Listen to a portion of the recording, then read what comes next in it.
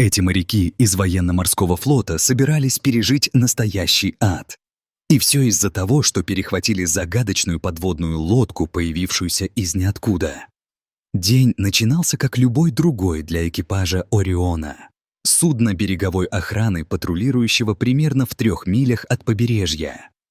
Это была рутинная операция, которую они выполняли много раз ранее. В качестве части береговой охраны у них была ясная задача — обеспечивать безопасность на море и реагировать на любые аномалии. Для этих мужчин и женщин океан всегда был опасностью, особенно во время работы на нем. Даже профессионалы, готовые к любым ситуациям, знавали, что нужно уважать его и бояться, ведь океан всегда хранит свои секреты, некоторые из которых гораздо мрачнее, чем можно себе представить. Чистое небо и спокойные воды могли измениться в любой момент, но это не штормившее мореплавателей. То, что они нашли под, казалось бы, тихой поверхностью, не могло предсказать никто. Это был просто очередной рутинный день, пока один из операторов радаров не заметил аномалию.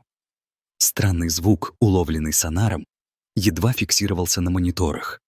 Сначала они думали, что это технический сбой, по крайней мере, в первые несколько минут. Но так как они находились близко к этой области, они решили, что не помешает провести расследование. Приближаясь к месту, один из стражей порядка заметил на горизонте яркий синий объект. И экипаж понял, что ему нужно исследовать это. По мере приближения к Ориону, плавающий объект стал четче. Сначала они думали, что это может быть что угодно. Обломки, маленькая лодка, особенно издалека. Но что-то не складывалось. Его металлическая синяя поверхность казалась предназначенной для маскировки в воде, как камуфляж. Без идентификационных знаков, огней и видимого движения экипаж не мог исключить возможность враждебной встречи. Они отправили радиосигнал, чтобы установить связь, но ответа не было, даже статического эха. Казалось, объект был безжизненным. По мере приближения становилось яснее. Корабль был больше, чем они предполагали. Его удлиненная форма, гладкая поверхность и странные линии не соответствовали никакому традиционному морскому дизайну. Наконец, капитан отдал приказ приблизиться для более тщательного осмотра. Они решили бросить веревку с крючком, чтобы зацепить объект и буксировать его к Ориону. Стандартная процедура в таких ситуациях, но, несмотря на их слаженные усилия, объект не двигался ни на дюйм. Наоборот, произошло совсем иное. При приложении усилия Орион начал скользить к объекту. Тогда они поняли, что он гораздо массивнее, чем ожидали. При таких обстоятельствах капитан принял решение назначить 2 своих людей, Брэндона и Джона, исследовать корабль. Вооружившись фонариками, инструментами и рациями, 2 охранников поднялись на поверхность объекта. Его дизайн выглядел еще более странным. Пройдя по металлической палубе, они наткнулись на люк наверху. Осторожно, Брэндон и Джон открыли его. Крышка издавала глубокий скрип, который раздавался в тихом воздухе, открывая узкий проход, ведущий внутрь корабля. Осветив фонариками, они увидели ржавую лестницу, спускающуюся в механическую тьму. 2 мужчины переглянулись, но решили продвинуться дальше. По мере продвижения внутрь корабля они поняли, что это была заброшенная подводная лодка, холодная и гнетущая, с металлическим запахом и зловещей тишиной, усиливающей каждый их шаг. Металлические стены были покрыты ржавчиной и влагой, создавая впечатление долгосрочного запустения, хотя внешний вид судна казался целым. Воздух становился все тяжелее с каждым шагом, словно комната была заполнена больше, чем просто атмосферой. Их фонарики осветили центральную консоль, которая выглядела как что-то из фильма 80-х. Аналоговые кнопки, рычаги и запутанные провода. Были признаки того, что люди бывали здесь раньше, но было очевидно, что они не погибли внутри. Там не было тел и никаких свидетельств последней операции подводной лодки. Внезапно сверху раздался резкий звук. Брэндон и Джон резко подняли головы, но прежде чем они успели отреагировать, люки громко захлопнулись. Они немедленно пытались связаться с Орионом, но сигнал полностью пропал. Тем временем экипаж на борту корабля был бессилен помочь, поскольку запечатанный люк отрезал Брэндона и Джона от их товарищей. Затем подводная лодка начала вибрировать. Это движение не было резким, но постоянная вибрация сразу же встревожила обоих мужчин. Они чувствовали, что происходит, и прежде чем смогли полностью осознать это, судно начало медленно тонуть под водой. Но если страх снаружи был подавляющим, то представление о том, что происходило внутри, было еще более ужасным. Несмотря на обстоятельства, Брэндон и Джон старались сохранять спокойствие, продолжая исследовать. Они знали, что подводная лодка тонет, но это происходило необычным образом. Не было утечек воды, ни скрипов, ни звуков, указывающих на структурные повреждения. Это осознание дало им небольшое успокоение. Осматривая стены и консоль, Брэндон вдруг подумал: это было сделано, чтобы избежать обнаружения. Это было очевидное заключение, его партнер указал. Они заметили это с самого начала, хотя Брэндон, казалось, только сейчас осознавал это. Из Searching Answers они подошли к металлической двери в конце коридора. За этой дверью, как они считали, мог находиться ключ к пониманию цели корабля. Или, возможно, что-то гораздо более пугающее. Прошло несколько часов, пока подводная лодка продолжала двигаться под водой. Брэндон и Джон продолжали двигаться сквозь тускло освещенные коридоры, все более тревожные. Воздух ощущался густым и тяжелым, вероятно, из-за ограниченного запаса внутри корабля.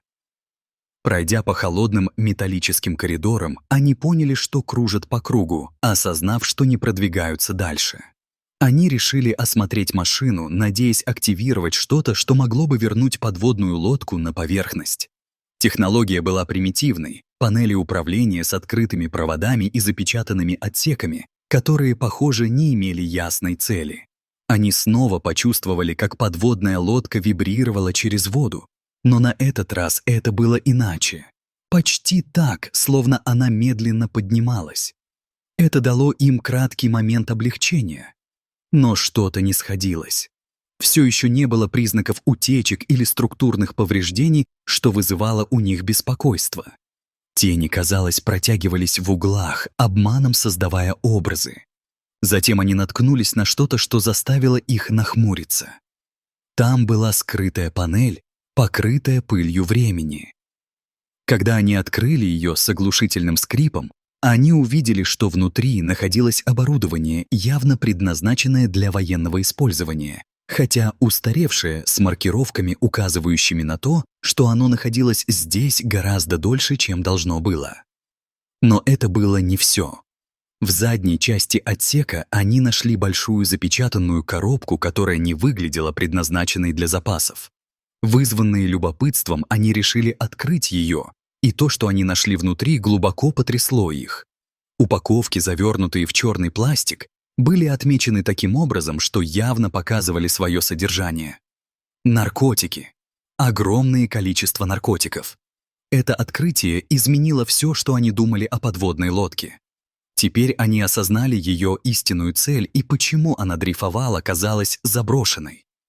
На мгновение они подумали, что густой воздух, вибрирующая среда и их нарастающее беспокойство стали результатом этого шокирующего откровения. Они сильно предполагали, что находятся в хватке эмоционального шока. Но они не могли быть более неправы. Густой воздух был причиной нехватки кислорода, а вибрации были не просто фоновыми. Это были последние мгновения подъема подводной лодки на поверхность. Вибрация, которую они ощущали в корпусе, заставляла думать, что они собираются вырваться из сжимающего давления воды, но их облегчение длилось недолго. Когда подводная лодка поднималась из глубин, им открывался зрелище более сюрреалистичное, чем что-либо, что они видели прежде. Огромная плавающая платформа, окруженная водой со всех сторон, возвышалась перед ними. Она напоминала офшорную нефтяную платформу. Брэндон и Джон не имели представления, где они оказались. Ни одного суши не было видно на много миль вокруг, что само по себе было ошеломляющим, но наиболее поразительной особенностью была огромная величина и присутствие этой огромной плавающей конструкции. Охваченные страхом, два человека быстро скрылись, прижались к консоли управления подводной лодки. Они услышали, как мужчины открывали люки и стучали по ржавой стали, поднимаясь внутрь. Очевидно, эти работники были с платформы. Вскоре они начали выгружать тяжелые ящики из подводной лодки и переносить их к плавающей конструкции. Работа шла размеренно и не спеша, что вызывало у Брэндона и Джона все нарастающее беспокойство. Им приходилось оставаться скрытыми, что казалось вечностью, наблюдая, как эти мужчины работают, молясь, чтобы их не обнаружили, и надеясь, что этот корабль когда-нибудь покинет это место. По мере того, как ящики накапливались на земле, Брэндон и Джон с ужасом наблюдали. Груз, который выгружали, был не просто запасами или оборудованием, а тоннами наличных денег и наркотиков, все незаконные и связанные с преступным миром. Работники платформы двигались спокойно, как будто все, что они делали, было просто частью их рутинной работы. Но для двух охранников это был совершенно чуждый и пугающий мир. Один неверный шаг мог означать, что это будет последний раз, когда они увидят что-либо. Они знали, что будут убиты, если их поймают. Но их единственная надежда заключалась в том, чтобы убедиться, что их не заметят при любых обстоятельствах. Ни малейшего намека на свое присутствие нельзя было раскрыть. Все, что они могли сделать, это наблюдать из теней, молясь, чтобы остаться именно такими, тенями. В обоих их умах было ясно, они испытывали непреодолимое желание убежать, зная, что стали свидетелями того, что им никогда не следовало видеть. Но вопрос был в том, куда они могут убежать. Они оказались в центре океана. Плавание было не вариантом. Наилучшее, на что они могли надеяться, это быть терпеливыми. Дождаться, когда рабочие загрузят следующую партию, и прокрасться при их движении к острову, но, что более важно, у них были улики. Если они могли бы конфисковать подводную лодку или установить трекер на этот раз, у них было бы достаточное основание, чтобы положить конец этой контрабандной операции. Тем не менее, оставаться скрытыми несли постоянный риск обнаружения. В любой момент рабочие, разгружающие ящики, могли найти их. Два охранника чувствовали, как время давит на них. Смелым вариантом было выйти из укрытия, проникнуть на платформу и попытаться найти какое-то судно, чтобы покинуть это место. Но это было не менее опасно. Их возможности истощались. Лучший курс действий, казалось, был бы ждать шанса выбраться из подводной лодки и надеяться не оказаться где-то хуже. С течением времени чувство срочности возрастало. Им следовало ли сбежать и вернуться к своему кораблю, чтобы спасти свои жизни, или остаться и рискнуть всем ради шанса собрать важные улики, которые могли бы подорвать эту преступную операцию. Их выбор был ограничен. Они приняли смелое решение осторожно покинуть свое укрытие и собрать больше информации, даже если это была лишь приблизительная локация для направления подкреплений. Выходя наружу, они оказались посреди огромной металлической конструкции, освещенной яркими огнями, которые пронзали темноту океана. Вокруг них звук волн, разбивающихся о металлические столбы, был оглушающим. Они осознали, что действительно находятся на старой нефтяной платформе, теперь перепрофилированной для контрабандной операции. Но у них были те улики, которые они искали. Их радиопередатчики. Теперь, когда они были над уровнем моря, они могли позвать на помощь. Они оставались скрытыми, осторожно передвигаясь, чтобы избежать обнаружения, и искали не только место с полезной информацией, но и способ связаться с их базой, чтобы запросить вмешательство.